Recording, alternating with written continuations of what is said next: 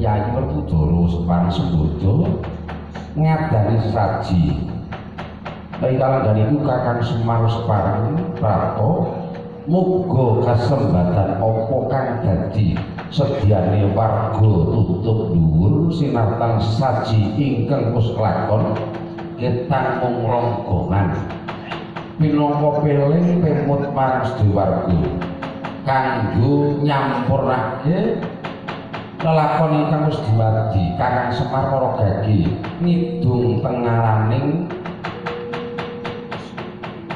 puja santi unjuk purbaning kawasa mugi tansah eling lan waspada.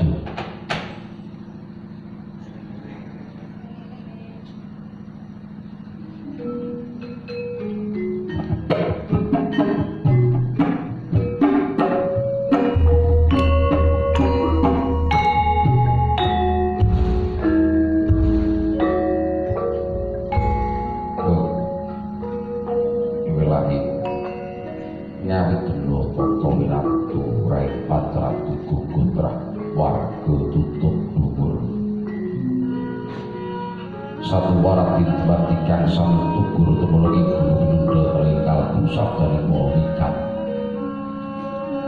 gambar sesaji temanggu yang moyekti nyawiji menteri bumi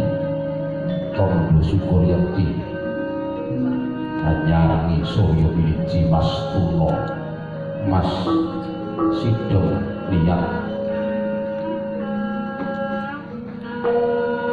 terwocokan dudali panjuko kawiyokan jati budi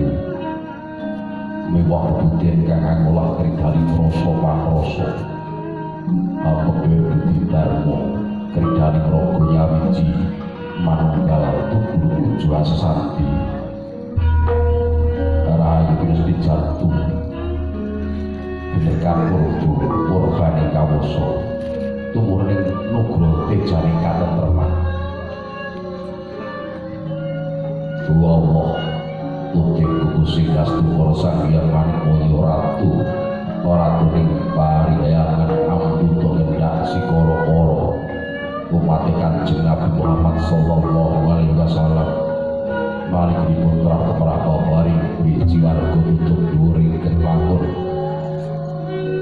karso manunggal jentoro sokarso sur sebro